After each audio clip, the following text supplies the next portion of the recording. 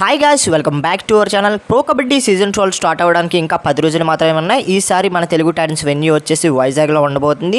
And Telugu Titans matches అన్నీ కూడా వైజాగ్లో ఆడబోతుంది. హోమ్ మ్యాచెస్ అన్నీ కూడా. ఈ ఫస్ట్ మ్యాచ్ చూసుకున్నట్లయితే తెలుగు టైటన్స్ వర్సెస్ తమిళ తలవాస్ మధ్య మ్యాచ్ అనేది జరగబోతుంది. అండ్ ఈ మ్యాచ్లో గెలిచే అవకాశాలు ఎవరికైతే ఉన్నాయో మనం ఇవాళ వీడియోలో అయితే తెలుసుకునే ప్రయత్నం చేద్దాం. అండ్ వీడియోలోకి వెళ్ళకముందు చిన్న ఇన్ఫర్మేషన్ గైస్. అండ్ ఇన్ఫర్మేషన్ ఏంటంటే మన సాయి కబడ్డీ తెలుగు సాయి బ్రో ఉన్నాడు కదా, అండ్ ఆయన అయితే కామెంటరీ అయితే చేస్తున్నాడు గైస్. యువ ఆంధ్ర ఛాంపియన్ లీగ్ అయితే మనకైతే ఆయన కామెంటరీ అయితే చేస్తున్నాడు. అండ్ ఆ మ్యాచెస్ అయితే ఫ్యాన్ కోడ్ అనే యాప్లో అయితే మనకైతే లైవ్ టెలికాస్ట్ అవుతున్నాయి అండ్ ఫ్రీగానే అవుతున్నాయి. అండ్ మన సాయి బ్రోకి సపోర్ట్ అయితే చేయండి.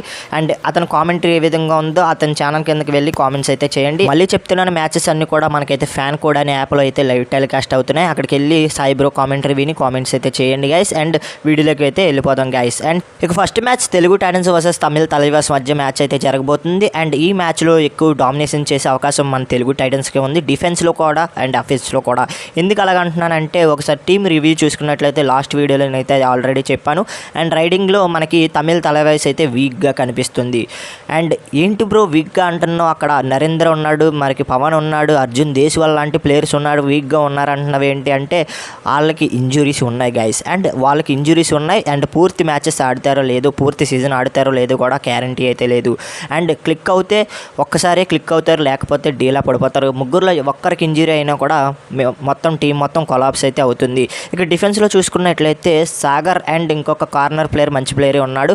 అండ్ ఇద్దరు చాలా మంచి ప్లేయర్స్. ఇద్దరిలో ఒకరికి ఇంజురీ అయినా కూడా టీం అయితే కొలాప్స్ అయితే అవుతుంది. ఇక తెలుగు టైటన్స్ విషయానికి వచ్చినట్లయితే తెలుగు టైటన్స్ ముగ్గురు రైడర్స్ కూడా చాలా బాగున్నారు.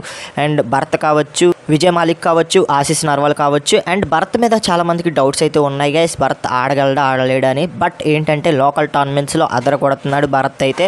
అండ్ మీ అందరికీ డౌట్ అక్కర్లేదు, ఈసారి ప్రో కబడ్డీ సీజన్ 12లో వన్ ఆఫ్ ది టాప్ రైడర్స్లో భరత్ కూడా ఉండబోతున్నాడు. అండ్ నా మాటలు గుర్తుంచుకోండి ఖచ్చితంగా.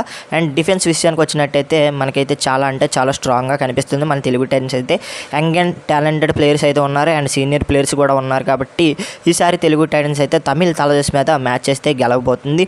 అండ్ అంత సునాయాసంగా గెలకపోవచ్చు, బట్ ఏంటంటే ఫస్ట్ మ్యాచ్ కదా అండ్ కొంచెం టఫ్ ఫైట్ ఇచ్చే అవకాశం ఉంది తమిళ తలవాస్ కూడా. అండ్ ఈసారి చూసుకున్నట్లయితే తమిళ తలవాస్ మీద మన తెలుగు టైటన్స్ అయితే డామినేషన్ చేయబోతుంది. ఫస్ట్ మ్యాచ్ అయితే తెలుగు టైటన్స్ అయితే గెలవబోతుంది.